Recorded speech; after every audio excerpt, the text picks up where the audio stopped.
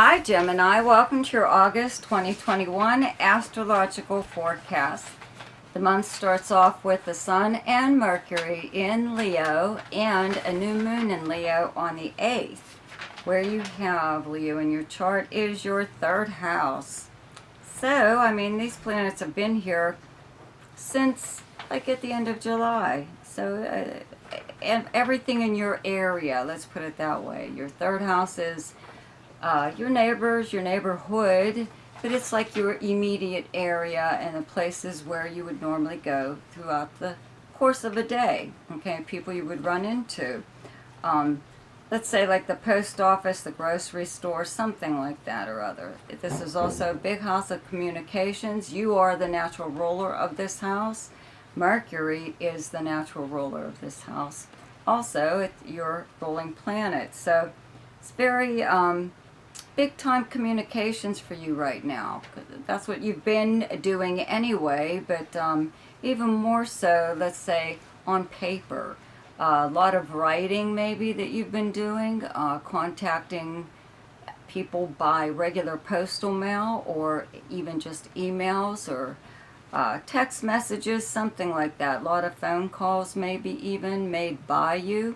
You're also on the receiving end though too. This new moon here on the 8th just kind of means maybe you may receive news on this day that you were waiting for that gives you like the green light to go ahead with something, do something that you wanted to do, even if it's just some kind of plans. Third house is like a local travel, so maybe you were planning on taking some kind of trip, even if it's just an overnight or weekend trip or just a few days. It could even be a day trip somewhere. This could be to visit someone. Third house is also your siblings and your cousins. So this could be a time that you either hear from them or even spend time with them. Or just like enjoy things in your own area. Maybe there are times when you don't have the time to do stuff that's going on right around you. Maybe for some reason you do right now. But this is like more contact though, with your neighbors even, or again, your siblings or your cousins. But this is the big communication house, the written word even. So I wouldn't be surprised if you are initiating this end on the receiving end of some kind of communications. Then, okay, Mercury moves into Virgo on the 11th. Mars is already in Virgo, okay, all month. And the Sun moves into Virgo on the 22nd, and Venus is in Virgo up until the 15th. So where you have Virgo in your chart is your fourth house of your personal life, your family life. It's where you physically live, okay, and the property surrounding it. It's whomever you may live with, a roommate or family. Maybe you live alone, whatever, okay, but it's your childhood, your past, and again, your personal life. So the Mars has been here, since last month, the end of July, so it hasn't been here too long. But wherever Mars is transiting, it makes you very energetic and very interested in that area of your life. So this would be your home. Right now, you are just looking around wherever it is that you live and wanting to make all kinds of changes there. And a lot of them are physical, especially with Venus being here at the same time. So it's not even just cosmetic, okay? It's Mars does stuff like it moves furniture and it even knocks down walls, it does big time stuff. So it could be like a really big project that you're planning to do to your home or wherever it is that you live, okay? Your living quarters, even if it's just your own room.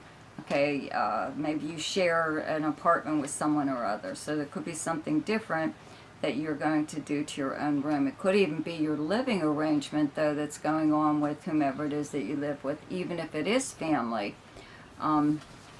Maybe you, I don't know, you could have kids that are grown that are moving out. Maybe this bedroom's going to suddenly become your dark room or your sewing room or something like that.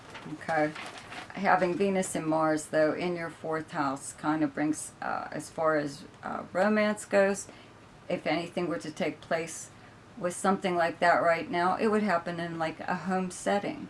You would be spending a lot more time at your home or their home. Let's see here.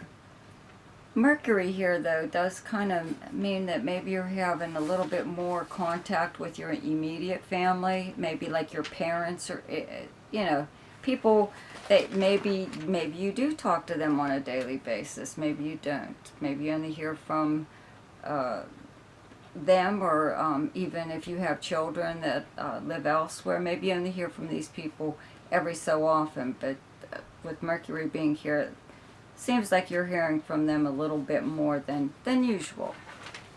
Okay, I have to point out, though, okay, that new moon on the 8th in Leo in your 3rd house, there's also a full moon again. This is the second full moon in Aquarius in your 9th house. That's where you have the sign of Aquarius, and it happens on the 22nd. And both of these houses, the 3rd and 9th, they're travel houses and communication houses and media. Both of these are like internet houses even. So around that full moon of the 22nd, I would have to say that you might get some kind of long distance phone call or some kind of email or anything, some communication of some kind from someone who either lives in another part of the country, lives in another country. It's long distance communication that kind of puts a hold on any kind of plans that you may be having possibly to travel.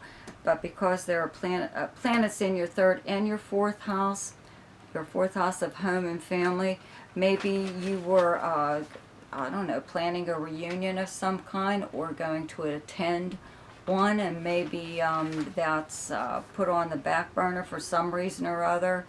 But your travel plans might be affected, or maybe someone was supposed to come and stay with you even, and maybe now they're not. The 9th house is also the legal matter, so you could hear about something that's possibly going on there, neither good nor bad, excuse me. It just means that it's finally, you know, something's happening. At least it's not just sitting there not doing anything. You know, you have Jupiter and Saturn transiting in your 9th house right now, and they're both in retrograde motion, so this could be something that's already occurred, and it's just like a follow-up communication to whatever, and you're just like, now it's done and final. You probably should not have to deal with it again. Okay. On the 16th, Venus moves into Libra, and on the 30th, Mercury moves into Libra. So we'll cover Mercury next month because it's not here long enough to make that much of an impact on you, but having Venus in Libra in your 5th house of romance and creativity and gambling, speculation, children, the arts, games of any kind, sports, stuff like that. Okay, having Venus here just means that it's the house of fun, and you're looking forward to having some fun. It makes you want to get out and do things, or even it doesn't necessarily have to be romantic, but maybe spend time with at least one person doing something. Maybe you are feeling a little bit too cooped up and really want to get out there to, I don't know, just do anything that you consider fun. This is also the house of like entertainment of any kind. So maybe you would get out to see like a film or a play or anything. Go to a museum or an art gallery, something like that. But it does bring a time, though, too, where you may feel like, just maybe, may feel like throwing a party at your place. This is the party house, period. You could be invited to one at this time, but just because there's quite a few planets in your 4th house in Virgo, I'd have to say you might be the one throwing or hosting some kind of, let's say, even just a dinner or something like that. You may even be trying to fix someone up with somebody, or maybe someone's trying to fix you up as far as romance goes. You know, not really a blind date, just possibly inviting someone for you to meet that they believe you would get along with really well.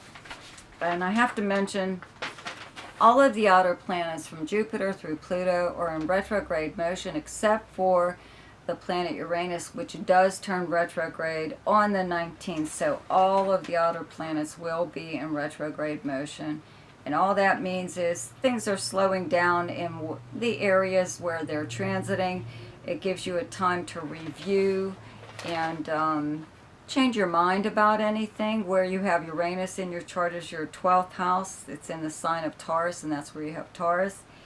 And this is the house of secrets and confidences, behind the scenes actions by you or someone else. It's the house of charity, confinement of any kind. It's a subconscious mind. Many things here, but this is a time where you may stumble across, though, totally out of the blue and very indirectly or accidentally, stumble across information about anything that could be surprising to you. Okay?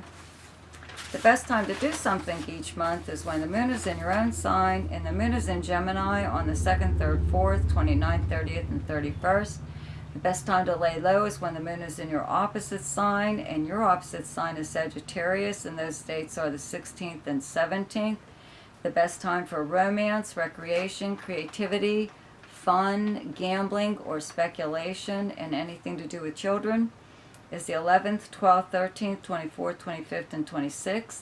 The best time for money is the 4th, 5th, 6th, 18th, and 19th. The best time for your career is the 22nd, 23rd, and 24th. And the best time for communication and travel is the 7th, 8th, 9th, 20th, 21st, and 22nd. I hope you enjoyed your astrological forecast for August. Be sure to subscribe to my channel. Check out my weekly forecasts. Check out my Ask Me a Question.